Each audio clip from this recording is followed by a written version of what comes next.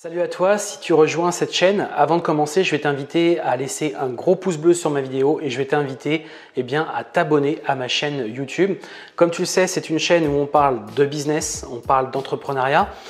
Et aujourd'hui, je voudrais répondre à cette question qui est « Qu'est-ce qu'un entrepreneur ?»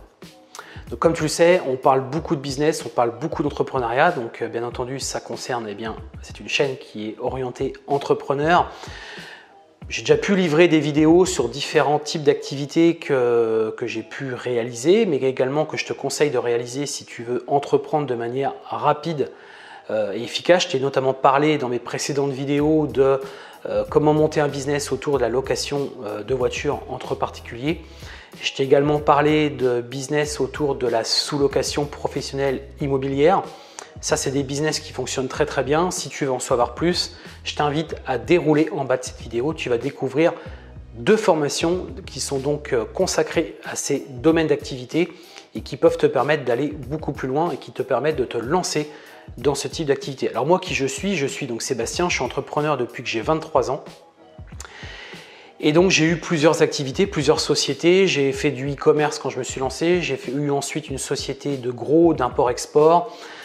J'ai eu une deuxième société d'import-export dans un autre type d'activité. J'ai eu ensuite une société de services à l'étranger que j'ai revendue. Et dernièrement, je fais de l'immobilier et je fais donc de la sous-location et je fais également de la location de véhicules.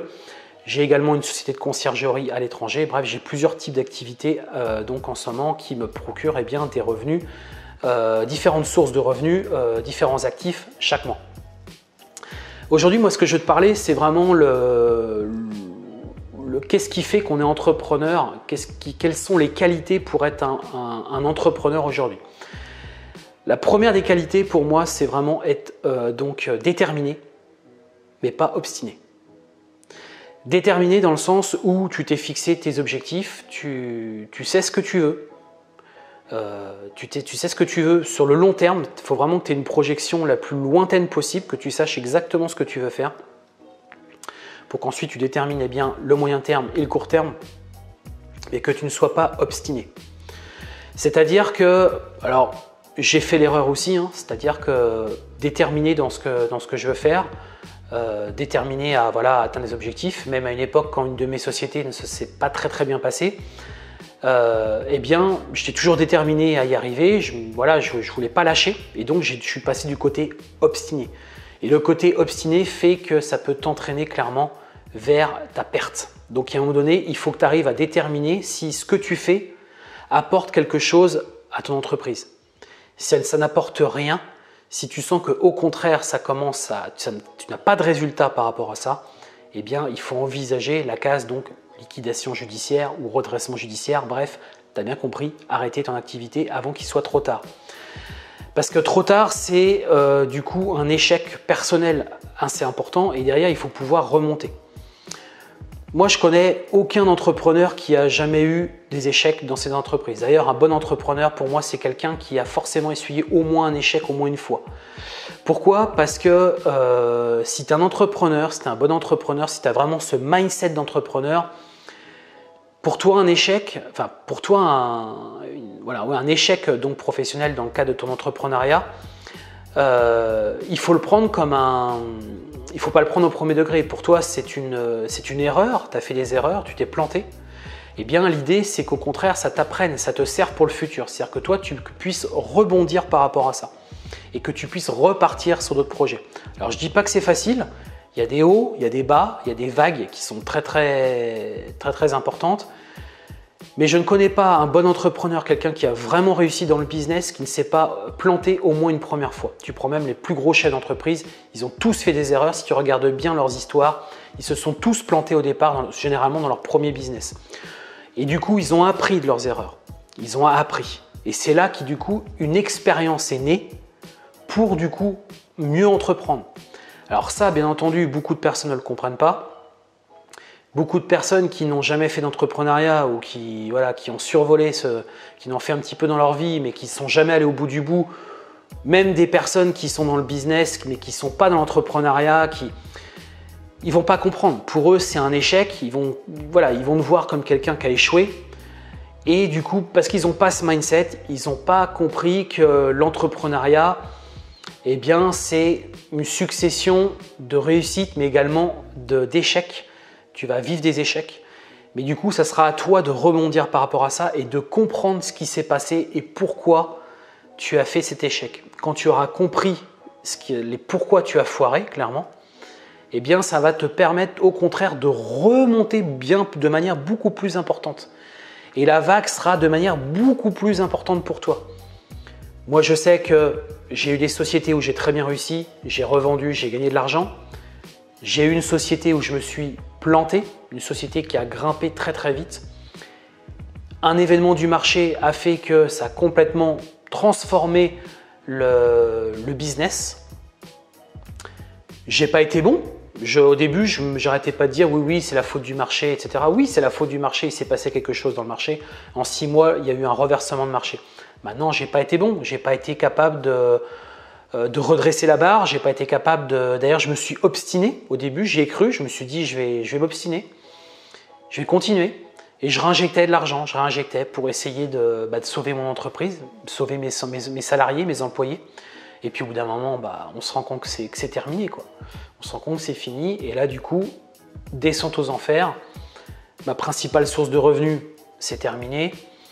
Un échec personnel aussi, puisque forcément tout ça entraîne des conséquences personnelles. Et derrière, il faut pouvoir repartir.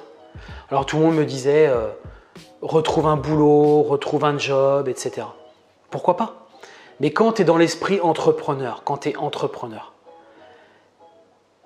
le salariat, c'est pas pour toi. C'est pas pour toi. Tu n'as pas envie de faire ça. Toi, tu as envie d'entreprendre, gagner de l'argent par rapport à ton entreprise. Mais tu n'as pas envie de retourner bosser pour un patron. C'est le pire qui peut t'arriver finalement. Je préfère à la limite gagner que 500 € par mois, mais entreprendre, qu'aller travailler pour un patron, gagner 1500, 2000 €, peut-être 2500 € en fonction du poste que tu as. Mais du coup, travailler pour un patron, c'est le pire qui peut t'arriver. Tu viens de te vautrer et en plus, il faut que derrière, tu repartes sur du salariat. On va dire que là, l'échec, il est total. Et donc, c'est dans ces moments-là où il faut absolument ne pas être obstiné. Il faut au contraire essayer de réfléchir à ce que tu peux faire autre et passer à autre chose. Il faut passer à autre chose. Il faut monter une autre activité, il faut réfléchir à ce que tu peux faire. Bien entendu, ça ne se fait pas comme ça. Moi, il m'a fallu un petit peu de temps. Il m'a fallu une année, clairement, pour retrouver déjà l'énergie d'entreprendre, l'envie d'entreprendre, parce que ça demande beaucoup d'énergie, entreprendre. Il faut être courageux, clairement, il faut en vouloir, il faut être déterminé, comme je le disais juste avant. Il m'a fallu du temps, il m'a fallu une année pour retrouver cette énergie, retrouver l'envie d'entreprendre. Aujourd'hui, je suis sur de belles activités qui fonctionnent très très bien, mais je ne me repose pas sur mes lauriers. Je cherche toujours à développer d'autres choses, à me diversifier ou à consolider ce que je suis en train de faire pour organiser ce que je suis en train de faire pour du coup pouvoir partir sur autre chose et ne pas… Maintenant, je suis vraiment quelqu'un de prudent dans le sens où je sais que le marché peut changer, je sais qu'il peut se passer des choses très rapidement et si je ne les ai pas anticipées, c'est la fin. Et du coup, il faut absolument aujourd'hui essayer de multiplier ses sources de revenus, ne pas tout mettre ses œufs dans le même panier. Si tu as une société qui fonctionne, franchement, je ne peux que t'encourager à essayer de faire autre chose qui peut te permettre de te diversifier et avoir d'autres sources de revenus. Bien entendu, il faut consolider avant ce que tu es en train de faire. Il ne faut absolument pas que le temps que tu vas passer à essayer de faire autre chose vienne déstabiliser ce que tu es en train de faire en ce moment, bien entendu. Mais voilà, c'est important de structurer tout ça pour que tu puisses assurer tes arrières et que tu ne puisses pas vivre le pire qui peut arriver à l'entrepreneur, c'est donc la liquidation judiciaire où là du coup c'est terminé, c'est fini. Puis c'est surtout que autant toi en tant qu'entrepreneur tu le vis de manière normale finalement, c'est-à-dire que tu considères que ça fait partie du job, c'est-à-dire que ça fait partie de ton rôle d'entrepreneur, c'est-à-dire que tu montes des entreprises, tu embauches des gens et puis il y a l'autre côté, le revers de la médaille, c'est tu vas licencier des personnes et tu vas déposer le bilan de ton entreprise. Mais le problème, c'est le regard des autres, c'est le regard de tes amis, c'est le regard de ta famille, tout le monde te voit comme un loser et c'est là où c'est dur. Parce qu'il faut que toi, psychologiquement, tu arrives à retrouver la niaque, retrouver l'énergie de re-entreprendre. Mais en même temps, tu dois aussi arriver à absorber le choc le regard des autres qui est totalement défaitiste par rapport à toi, qui se disent bah, il a échoué, il a foiré. Et du coup, quand après toi tu te projettes sur d'autres activités, tout le monde te dit bah oui mais bon fais attention quand même parce que tu te rappelles quand même ce qui s'est passé auparavant. Alors c'est bien d'avoir des gens qui te remettent dans la réalité parce que quand tu es des fois entrepreneur, tu es un peu rêveur, tu idéalises ton business. Mais franchement, si tu suis cette chaîne, que tu es entrepreneur ou que tu comptes le devenir ou que tu as vraiment ce mindset d'entrepreneur, te laisse pas influencer, entoure-toi des bonnes personnes. Discute avec des personnes qui ont le même mindset que toi, qui vont pouvoir t'aider à supporter ça, à remonter. Moi, j'ai pas eu ça dans les époques où ça n'a pas été. Et du coup, je peux t'assurer que c'est très difficile. Parce que tu côtoies que des gens qui sont dans le salariat, qui ne voient que ça. Pour eux, il n'y a que ça qui compte.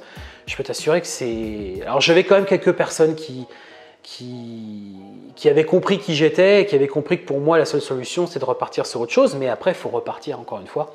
Et c'est là où, du coup, il faut essayer d'anticiper un maximum. Voilà, du coup, on a fini pour cette vidéo. J'espère qu'elle a pu t'inspirer. Encore une fois, sois déterminé contre entrepreneur, mais pas obstiné, parce que l'obstination, ça emmène à la chute de ton entreprise. Donc, fais très attention à ça. Et si je pouvais juste te donner un tuyau pour savoir à quel moment tu es obstiné, eh bien, c'est qu'il faut te fixer clairement des objectifs à atteindre. Tu dois te fixer des buts à court terme, parce que quand ça va mal, c'est à court terme, c'est pas à long terme, c'est à court terme. Et tu dois les atteindre. Si tu les atteins pas, une fois, deux fois, trois fois, c'est que c'est mort. Donc, vaut mieux partir du principe que c'est terminé. Ça sert à rien de réinvestir de l'argent, ça sert à rien de réinvestir du temps, ça sert à rien de se projeter sur du long terme. C'est terminé, tu n'as pas réussi à résoudre le problème. Et à un moment donné, il faut couper court. C'est terminé, c'est fini. Par contre, il faut l'anticiper dans le sens où tu sais que tu vas sortir, tu sais que tu vas déposer le bilan. Eh bien, il faut que tu te projettes sur autre chose. C'est quoi après? Qu'est-ce que tu fais après? Si tu as un après, c'est très facile de déposer le bilan. Tu déposes le bilan ou tu te mets en redressement judiciaire, peu importe. Tu sors de cette société et du coup, tu repars sur autre chose, tu repars sur un autre entrepreneuriat parce que l'entrepreneuriat, c'est aussi beaucoup psychologique et il faut faire très attention par rapport à ça. Je connais beaucoup de personnes qui ont fait des burn-out, qui n'ont pas été bien et du coup, moi, je l'ai frôlé, je pense, très certainement à une époque. Il faut faire attention à soi, il faut vraiment prendre soin de toi. Donc du coup, je ne peux que t'encourager à anticiper l'avenir. Prends bien soin de toi, je te souhaite une excellente journée et je te dis à très bientôt pour une prochaine vidéo. Ciao!